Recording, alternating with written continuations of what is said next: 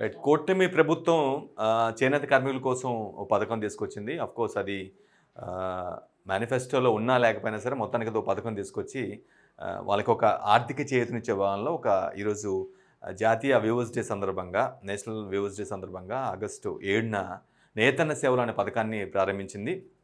ముఖ్యమంత్రి చంద్రబాబు నాయుడు అంటే వాళ్ళకొక చేనేత కార్మికులు ఎవరైతే ఉన్నారో వాళ్ళకొక ఆర్థిక చేయూత ఇవ్వటం, లేదంటే వాళ్ళు నిలదొక్కునేలాగా ఆర్థిక సాయం చేయడంలో భాగంగా ఆయన ఒక నేతన్న సేవలు అనే పథకాన్ని స్టార్ట్ చేయబోతున్నారు. అది దానికి సంబంధించి మనం ఇది పెట్టిందో అంటే 25,000 అర్హులైనటువంటి చేనేత కార్మికులు ఎవరైతే ఉన్నారో ఒక్కొక్కరికి 25,000 చొప్పున ఇవ్వబోతూ ఉన్నారు. ఇది మామూలుగా థీమ్ కాన్సెప్టు. వాళ్ళకి లక్ష్యం ఏందంటే ఆ చేనేత కార్మికులకి అఫ్‌కోర్స్ వాళ్ళ గురించి మనం విన్నాం. ఇక్కడ తెలంగాణలోనే, ఏపీలో ఉన్నాం.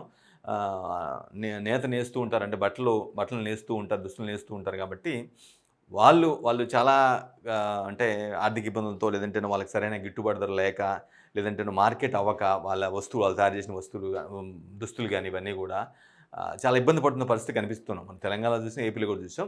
సో ఏపీలో కొంత వాళ్ళకి చేయూతనివ్వడం కోసం ఈ నేతన్న సేవలో ఇంటర్నేషనల్ వేవర్స్ డే సందర్భంగా ఆయన నేతన్న సేవలు అనే పథకం తీసుకొచ్చారు. దీని ఉద్దేశం ఏంటి, వీళ్ళకి ఇంకా చేనేత కార్మికులకు ఏమేమి ఇచ్చారనేది మనం ఇప్పుడు తెలుసుకోబోతున్నాం. చేనేత కార్మికుల సంక్షేమం కోసం ఏపీ ప్రభుత్వం పథకాన్ని అమల్లో తీసుకొచ్చింది. దాని పేరు నేతన్న సేవలో. ఇవాళ జాతీయ చేనేత దినోత్సవ సందర్భంగా దీన్ని ప్రారంభించారు. చేనేత కార్మిక కుటుంబాలకు ఆర్థిక భరోసా కల్పించే దిశగా కూటమి ప్రభుత్వం మరో ముందడుగేసింది. ఎన్నికల హామీలకు అతీతంగా అమలు చేస్తున్న ఈ కొత్త పథకం ద్వారా అర్హులైన ప్రతి చేనేత కార్మికుడికి 25,000 చొప్పున ఆర్థిక సాయం అందజేస్తుంది. ఆగస్టు 7 అంటే ఈరోజు జాతీయ చేనేత దినోత్సవాన్ని పురస్కరించుకొని సీఎం చంద్రబాబు చీరాలలో దీన్ని ప్రారంభించారు. వివిధ జిల్లాల నుంచి వచ్చినటువంటి దరఖాస్తులను పరిశీలించిన చేనేత జౌళి శాఖ మొత్తం 71,536 మంది చేనేత కార్మికుల్ని ఈ పథకానికి ఎంపిక చేసింది. వేటపాలెం మండలం కొత్తపేటలో సీఎం చంద్రబాబు పథకాన్ని ప్రారంభించి అర్హుల బ్యాంక్ ఖాతాలో 25,000 చొప్పున జమ చేయడం జరిగింది. చేనేత రంగాన్ని బలోపేతం చేసే క్రమంలో ప్రభుత్వం ఇప్పటికే అమలు చేస్తున్న సంక్షేమ పథకాలకు ఇది అదనమని ఆ శాఖ, చేనేత జౌళి శాఖ చెప్తూ ఉంది. ఇప్పటికే రాష్ట్రంలో అర్హులైన చేనేత కార్మికుల్లో 50 ఏళ్లు దాటిన 85,000 మంది నేతన్నలకు నెలకి 4,000 చొప్పున పింఛనిస్తున్నారు. ఇక 62,541 మంది చేనేతలకు నెలకి 200 యూనిట్లతో పాటు 10,032 మంది పవర్లూమ్ కార్మికులకు 500 యూనిట్ల ఉచిత విద్యుత్ పథకాన్ని కూడా అమలు చేస్తూ ఉంది ఏపీ ప్రభుత్వం.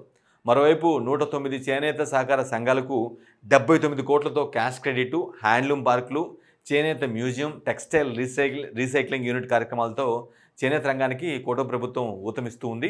మంగళగిరిలో హ్యాండ్లూమ్ పార్క్స్, శాఖమూరులో చేనేత హస్తకళల మ్యూజియం ఏర్పాటు చేస్తూ ఉంది. చేనేత కార్మికులకు ఆర్థిక చేయూతే లక్ష్యంగా కూటమి ప్రభుత్వం అడుగులు ముందుకు వేస్తుంది. చేనేత కార్మికుల రంగంలో మనకు ఎక్కువగా ముందు మంగళగిరి గుర్తుకొస్తుంది. అట్లానే సీమలో అనంతపురం జిల్లా కొన్ని ప్రాంతాలు గుర్తుకొస్తూ ఉంటాయి. ముఖ్యంగా మంగళగిరి ప్రాంతం అయితే బాగా గుర్తుకొస్తూ ఉంటుంది. ఎందుకంటే అక్కడ చేనేత కార్మికులు ఎక్కువ.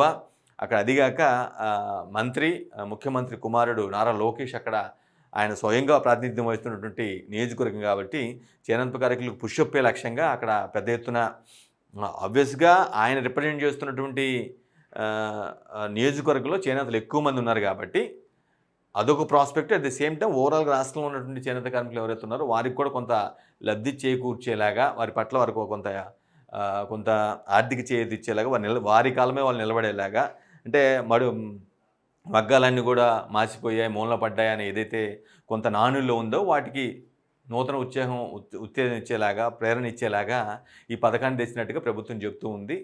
నేతన్నలకి మేము ఎప్పుడు కూడా ప్రభుత్వం తరపున చేయాల్సిన అన్నీ కూడా చేస్తామనే ఒక భరోసా అయితే ఆయన చీరాల వేదికగా ఆయన ఒక సీఎం స్టేట్మెంట్ కూడా ఇవ్వడం జరిగింది. మున్ముందు కూడా చాలా పథకాలు, ఇప్పుడు ఇస్తున్న పథకాలతో పాటుగా మున్ముందు కూడా కొన్ని పథకాలు తీసుకొస్తాం.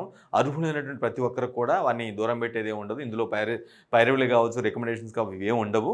అర్హులైన ప్రతి చేనేత కార్మికుడికి కూడా పథకాన్ని వర్తింపజేసేలాగా ముందుకు వెళ్తున్నాం. ఇది ఖచ్చితంగా వారి యొక్క ఆర్థిక అభివృద్ధిని, ఆర్థిక స్థితిని పెంచేలాగా ఉంటుందనేది ప్రభుత్వ యోచనగా కనిపిస్తూ ఉంది.